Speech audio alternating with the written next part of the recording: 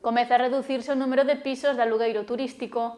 A fiscalidade do alugueiro vacacional está a provocar que os propietarios destinen a súa vivenda ao anual.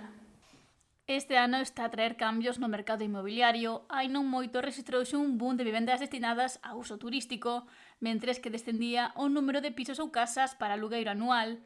Agora, neste inicio do 2025, están a mudar as cousas. O alquiler vacacional que está vendo trasvase moito do non demasiado, aínda que nós non traballamos o alquiler vacacional, pero estamos notando trasvase de vacacional a alquiler de todo ano. Por que? Pois máis que nada un pouco por la fiscalidade que ten o vacacional, vale, que é unha desventaxa frente ao alquiler de todo ano, non?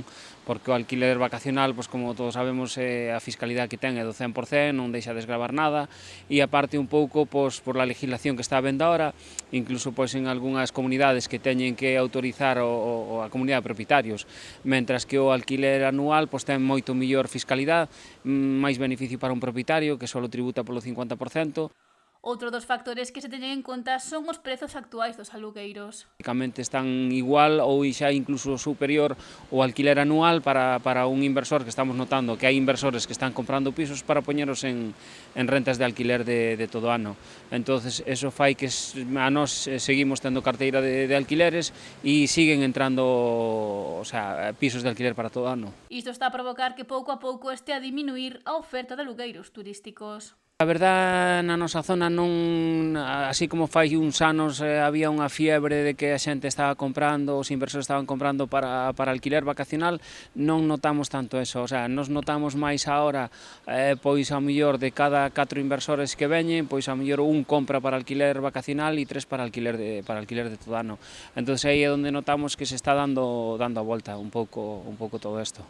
A outra cara da moeda é a rendibilidade, xa que durante a época estival os propietarios poden obter máis cartos que nun ano de alugueiro normal. Salvo en sitios moi puntuales, como iso a mellor pode ser Sanxenxo, ou pode ser Nigrán, ou pode ser Baiona, que xa hai pero tamén son zonas moi puntuales, non? En moi primeira línea, onde os alquileres vacacionales están disparadísimos, pero no resto de Galicia, no resto da zona de costa, pois a verdad tamén a época estival que temos aquí, realmente sabemos que o mes de agosto sempre non suele fallar, pero ao mellor o mes de julio sí que dependemos máis do tempo, non? Se temos días de mal tempo, a xente que alquila máis cerquiña, moito máis de última hora, entón se hai mal tempo a xente non ven tanto.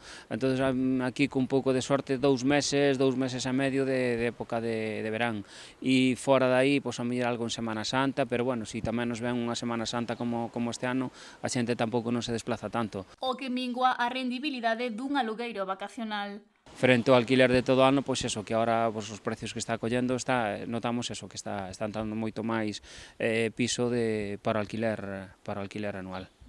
E apunta que na actualidade Facenda tamén está a ter máis en conta estes alugueiros vacacionais. A verdade que se está metendo cos pisos vacacionales un pouco para cortar ese flujo que hai, non? Pois, porque senón tamén realmente a xente, pois casi, sobre todo para a xente que se move, pois pásanos moito o típico funcionario que ven para unha zona, policías, guardias civiles ou así, que se moven moito, que chegan aquí, médicos incluso, enfermeiras que ao mellor están vindo para un primeiro traballo e lles costa moito encontrar unha vivenda.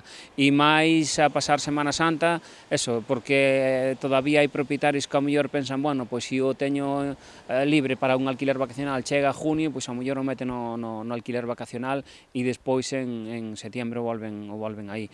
Aínda que cada vez hai máis casos nos que os propietarios manteñen o seu inmoble en alugueiro anual.